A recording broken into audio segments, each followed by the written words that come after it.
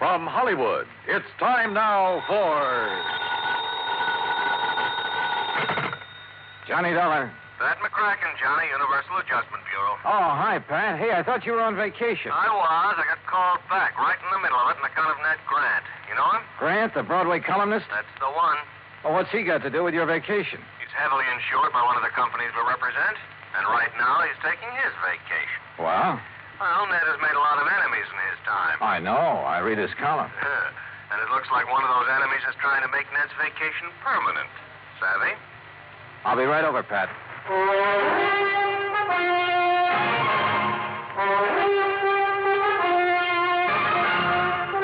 Bob Bailey in the exciting adventures of the man with the action-packed expense account. America's fabulous freelance insurance investigator. Yours truly, Johnny Dollar.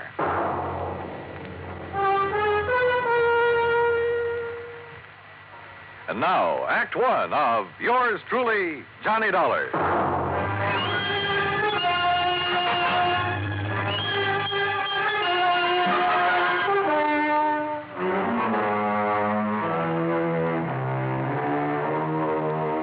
Expense account submitted by Special Investigator Johnny Dollar to the Home Office, Universal Adjustment Bureau, Hartford, Connecticut. Following is an account of expenses incurred during my investigation of the ideal vacation matter.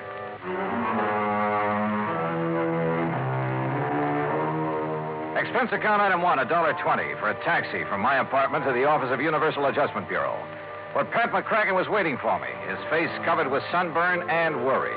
Just when I was beginning to relax and enjoy my vacation. Sit down, Johnny. Thanks. Now, what's the deal about this Ned Grant? When you say you read his column, you know he prints some pretty blunt stuff sometimes. Yeah. I've often wondered how he gets away with it. A couple of years ago, he dug up some evidence on a bad boy named Willie Bemis. Bemis, yeah. The stuff he printed helped get Bemis convicted, didn't it? Yeah, but he swore he'd get even with Ned. Oh, well, a fella in Ned Grant's position hears that kind of threat all the time. Besides, with Bemis in jail, what's the problem? None at all, Johnny, if he were in jail. He broke out last night. Oh, I see. Does Grant know that Bemis is on the No, loose? I told you, Grant's on vacation, probably as far from a newspaper as he can get. So you think he's in danger? Well, what would you think? Oh, but if Bemis has any sense, he's heading in some other direction as fast as he can. We can't afford to take the chance, Johnny. Well, look, Pat, I still don't see where I figure in this. Why not just arrange for police protection for Grant until Bemis gets picked up? Want to protect a guy, you got to find him first. Find him? Yeah. You mean you don't know where Grant is? Apparently nobody knows. Oh, great. And I'm supposed to find him? That's right. Oh, and do me a favor, huh? Like what? Find him before Willie Bemis does. Well,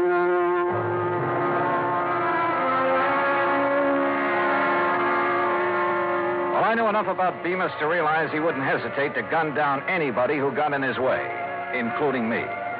So I headed for New York. That's item 2, $23.40.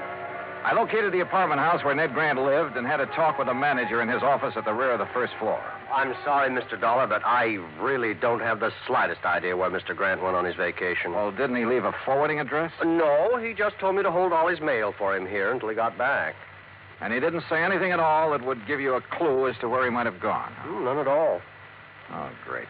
I don't know if you know Mr. Grant very Not well, personally. but, well, he's unpredictable, let's put it that way. Of course, the kind of life he leads would make a character out of anyone, I guess. You mean batting out that column every day, huh? Yes, and his phone ringing every 10 minutes and strange people traipsing up to see him at all hours. Really, I can understand his not telling anyone where he went on his vacation. He just wanted to get away from it all. He kept saying that this time he was going to have an ideal vacation. Ideal vacation. That could mean anything from a trip to the moon to, well, Lord knows what. Tell me this. Did he take much luggage? Oh, I don't even know, but he hadn't been gone 10 minutes before my phone started ringing with calls for it. Your phone? Oh, yes, Mr. Grant had his disconnected before he left. Tell me, Mr. Dollar, what's so urgent about finding Mr. Grant? There's an escaped convict named Willie Bemis who has it in for him. Oh? He could be looking for Grant. If so, I have to find Grant first. I see. Well, I wish I had more information for you.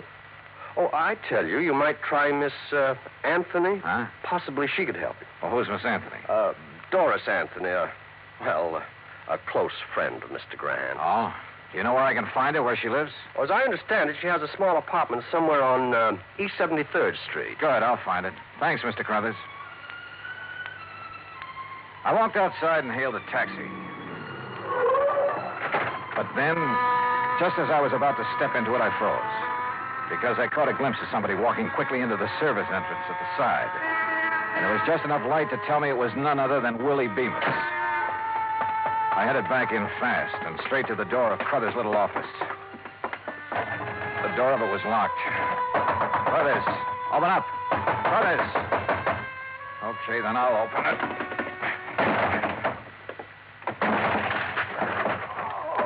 Hey, Crothers, what happened to you? Mr. Dollar. That's right, what happened? This man, right after you left, he came barging in. That was Willie Bemis. What did you tell him, Crothers? Only what I told you. And it looks like he and I are starting out even. Huh? But this is one race I don't want to end up in what you'd call a dead heat.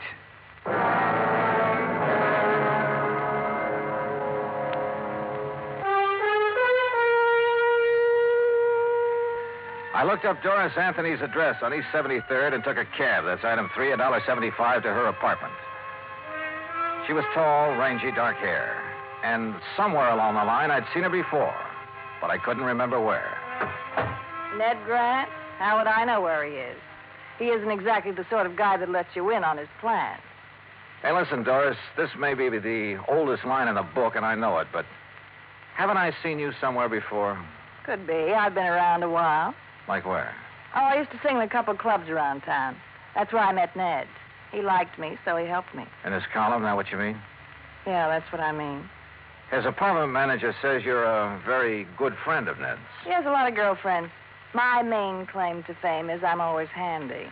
Well, look, Grant told the apartment manager he was going to take an ideal vacation. Any idea what that would mean? Or where? Sure, wherever there are girls. What do you want him for? Somebody's out to get him. What do you mean, who? Willie Bemis. That name mean anything to you? Bemis is in prison. He was. He's out now. What? When? You didn't know? I haven't read the papers today. Does that change your mind any about helping me find him? Look, really, I don't know where he is, honest.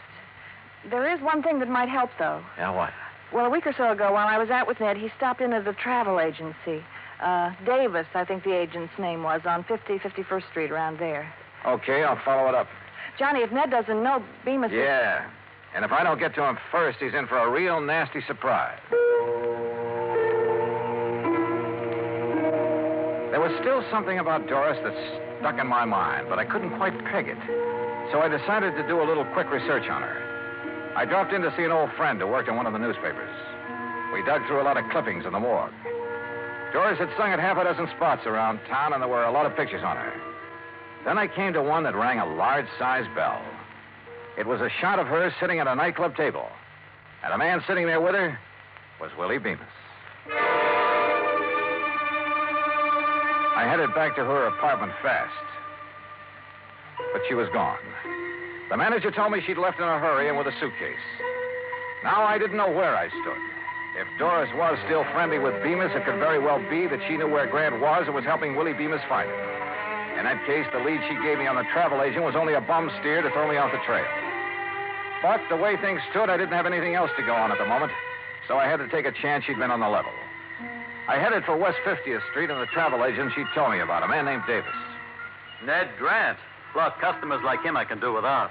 What do you mean by that? Here, I'll show you. Here we are. A reservation at Nassau. Here's one in Bermuda. Oh, and here's one for the Virgin Islands. He had you make all those for him? Every one. That sort of thing doesn't make me very popular at those resorts, believe me. Well, it's a cinch he can't be at all those places. If you ask me, he's not at any of them. He's always doing that sort of thing. Well, that's a lot of help. Just the same, I'm going to call those places. Where's your phone? Right there on the desk. But I tell you... Excuse me. Hello? Who? Oh, yeah, just a minute. It's for you, Mr. Dollar. Oh, thanks.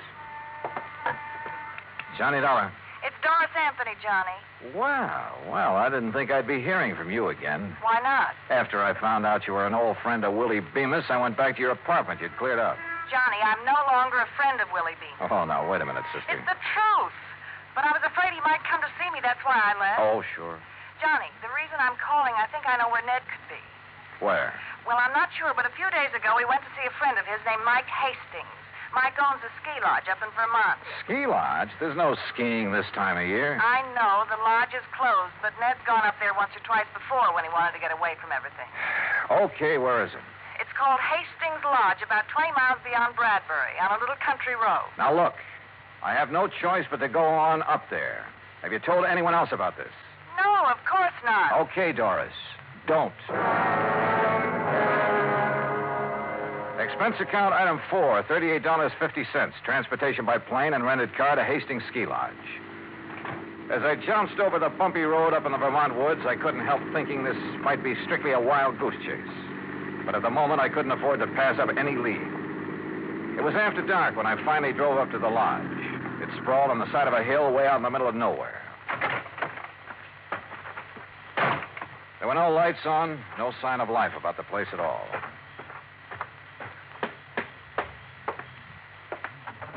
The door was unlocked. Inside, the room was pitch dark with all the curtains drawn. I couldn't find the light switch, but I had a real funny feeling. Like maybe there was somebody else in the room with me. Grant? Grant? Sorry, buddy. You got the wrong party. Bemis. That's right. Willie Bemis. Just hold it right where you are, boy. How'd you find out about this place? What difference does it make? Yeah, I guess you got a point there. Except I have a nasty little idea who might have tipped you off. Well, where's Ned Grant? He hasn't shown up yet. So what happens now? So I'll wait for him. What about me? I'll give you 3 guesses about you, but I figure you're only going to need one of them.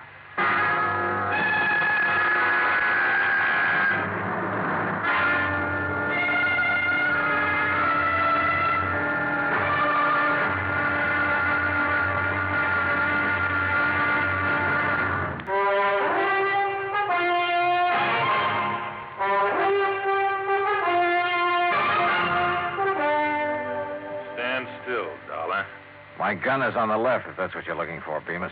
Oh, thanks. So Doris tipped you off, huh? I had a little talk with her. And I thought she was a friend of Grant's. You never know, do you? I guess you're right. Dollar, I'm afraid you're in my way around here, and that means... Well, you get the message, don't you? Yeah, I get the message. You see, you made just one mistake. What's that? You should have stayed at home. Yeah, I should have stayed at home, all right. And if it weren't for Ned Grant, I could have. And then it hit me. Sure. Suddenly I knew what the ideal vacation meant for that crazy Broadway columnist. The answer had been right under my nose from the start. Yeah, I'd finally figured out where Grant was. But it wasn't doing me much good. I had to get out of here, and at the moment, my chances didn't look too good. You know, Dollar, you got a very funny look on your face. Have I? Yeah, like something just rang a bell with you. Oh, sorry, Bemis. It's just my normal delirious expression. Okay, funny boy. Play it your way. Over against the wall. Move. Hold it. Listen. There's a car outside. Friend of yours? I don't know. I'm not taking any chances. Now, you answer the door, Dollar. I'll be right behind it, and this gun will be staring at your back. It could be Ned Grant who'd driven up, in which case I'd have to warn him somehow. Or it could be somebody else, in which case I had to grab their car and get out of here. One thing sure, whoever it was, I had to move fast.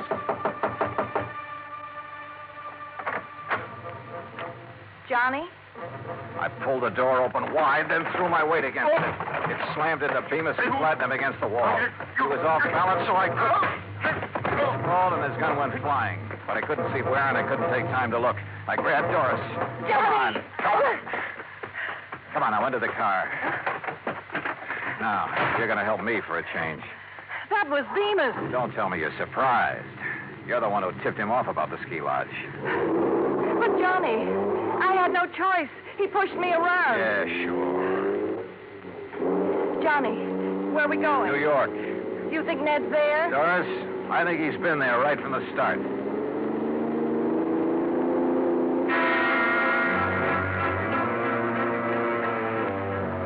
We stopped at the nearest town to call the sheriff.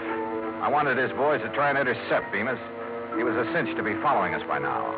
Then we headed for the city. The sun was rising when we pulled up at Grant's apartment house.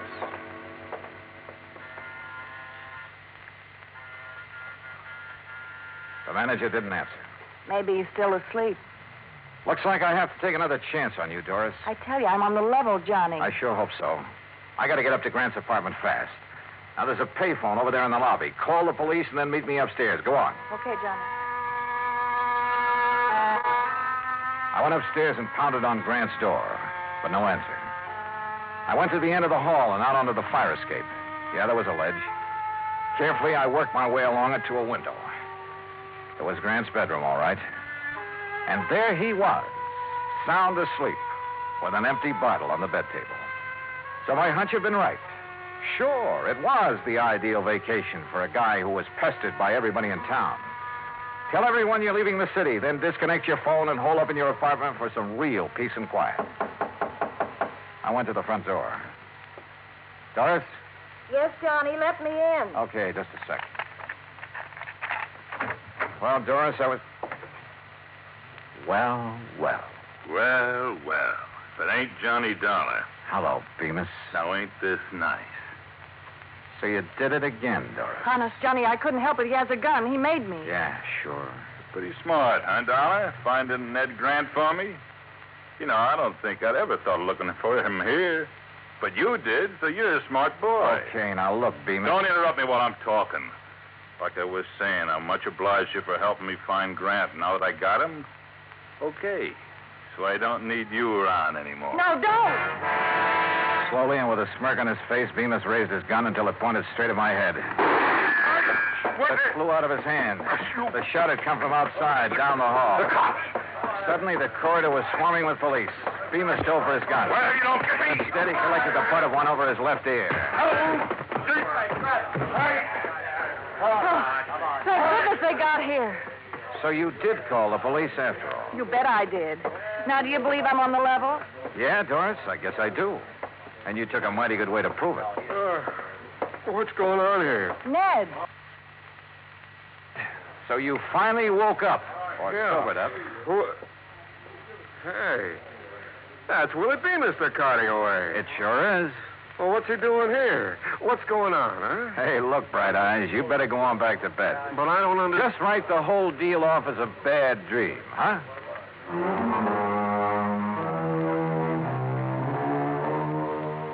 Expense account total $115.25. And look, the next time you send me out to protect a guy, don't pick one who's going to sleep all the way through the deal, huh? I don't know, it kind of takes the sport out of it. And Pat, since I didn't find a man who ran away for you, on account of he never really ran away, well, how about sending my fee on this one to the community chest? Yours truly, Johnny Dollar.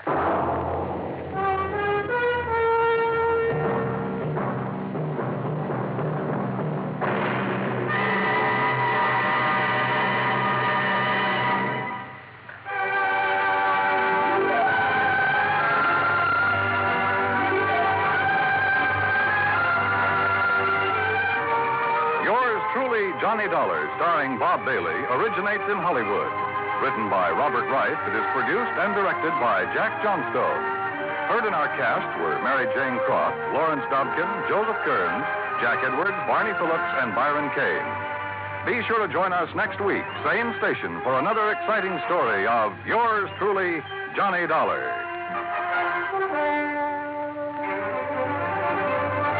This is Dan Cubberly speaking.